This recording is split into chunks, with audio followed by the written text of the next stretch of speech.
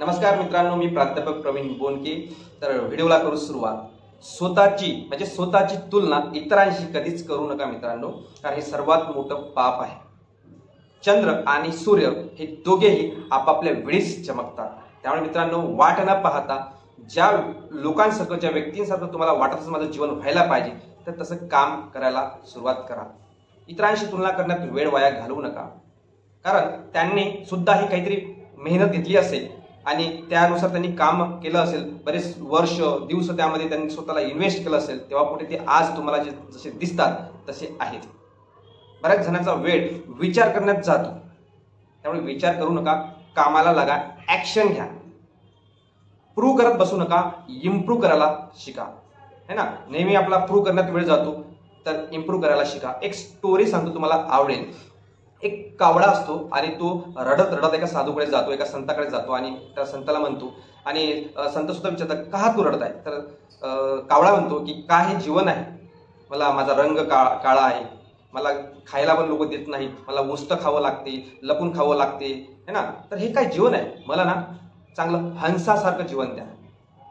तर संत म्हणाले, ठीक आहे, तुला हंसासारखं जीवन देतो, पण एकदा तू हंसाला भेटून ये, त्याला विचारून ये, म्हणजे मग समजेल।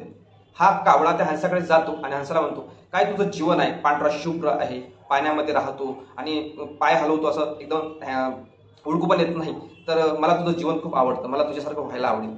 तेव्हा तो हंस म्हणतो, मित्रा, हे तुला चांगलं जरी वाटत असेल, पण माझा काय कलर आहे हा पांढरा कलर तर लोक मरताना घालतात, मरतेवेळी घालतात, कुठलंही काही पांढऱ्या याच्यात बसलं तर ओळखू सुद्धा येत नाही माझा कलर पांढरा आहे म्हणून। हे दोघेही मग त्या साधू संताकडे जातात आणि दोघं पण सेम समस्या, प्रॉब्लेम तयार करतात की आम्हाला ना तुम्ही पोपट सारखं बनवा। तर साधू आणि त्या संताची एकच अट असते की तुम्ही त्या पोपटाला भेटून या। हे दोघेही जातात पोपटाकडे आणि पोपट म्हणतो, काय कावळा म्हणतो, काय तुझं जीवन आहे, काय तुझी चोच आहे, काय तुझा कलर आहे, मला खूप आवडला, आम्हाला खूप आवडला, तुझ्यासारखं जीवन, तुझ्यासारखं बनायला आम्हाला आवडेल। तेव्हा तो पोपट म्हणतो, मित्रांनो, हा काय कलर आहे हिरवा? एका झाडावर बसलो तो ओळखू सुद्धा येत नाही मी बसलेलो आहे का नाही, तर फोटोमध्ये पण दिसणार नाही माझा हिरवा कलर। म्हणजे महत्वाचं काय, पोपट सुद्धा नाराज। हा पोपट सुद्धा येतो आणि तिघे जण पुन्हा संताकडे जातात, म्हणतात की आम्हाला ना तुम्ही जीवन ना मोरासारखं द्या, मोर सारखं बनवायला, मोरच बनवून टाका। तर ते संत म्हणतो, एक वेळेस माझी अट नेहमीसारखी एकच आहे की तुम्ही त्यांना भेटून या। हे तिघे सुद्धा जातात, त्या मोराकडे जातात आणि मोर हा जो आहे ना, हा तिथे असतो, तेव्हा हे तिघे जण त्यांच्याकडे जातात। त्या मोराला म्हणतात, काय तुमचं जीवन आहे, तुमचे ते पंख बघा, लोक घरी लावतात, फोटो काढतात, काय जीवन आहे, राष्ट्रीय पक्षी, तुम्ही राष्ट्रीय पक्षी म्हणून आहात, तुमचं जीवन खूप छान आहे, आम्हाला तुमच्यासारखं व्हायला आवडेल। तेव्हा तो मोर म्हणतो, शांत थांबा, तुम्हाला आवाज ऐकू येत असेल, तिकडे समोर बघा। समोर बघतात तर एक शिकारी एका मोराला त्याची शिकार करतात, त्याला मारल्यानंतर त्याचे एक एक पंख काढतात आणि बाजारामध्ये विकतात। तेव्हा तुमच्या लक्षात आलं असेल की हे काय प्रकरण आहे। म्हणजे तुलना करण्यात वेळ वाया घालवू नका। मोर सर्वांना सांगतो, तर हे सर्वजण म्हणतात, मग जीवन तरी कोणाचं चांगलं आहे? तर तो मोर म्हणतो, सर्वात चांगला जीवन तर तुझं आहे कावड्या।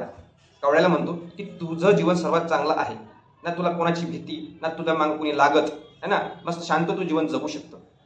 आम्हाला तिघाला सुद्धा भीती आहे, मोराला, पोपटला आणि हंसाला। त्यामुळे तू जसा आहे तसा चांगला आहे, तुझं जीवन चांगलं आहे। उगाच दुसऱ्याच्या तुलनेकडे, दुसऱ्याच्या जीवनाकडे तुलना करून स्वतःला वाईट समजू नको, तर स्वतःकडे बघण्याचा दृष्टिकोन बदलो, तुझं जीवन खूप छान आणि चांगलं आहे। तुम्हाला स्टोरी कशी वाटली टाईप करून कमेंट करा, आणि हा व्हिडिओ कसा वाटला, आवडला तर नक्की शेअर करा। जर व्हिडिओ तुम्हाला आवडला तर हे यूट्यूब इतरांना सुद्धा दाखवतो, कारण की अल्गोरिदम काम करतं, त्यामुळे यूट्यूब शेअर करायला विसरू नका। कमेंट करा, शेअर करा, लाईक करा। धन्यवाद।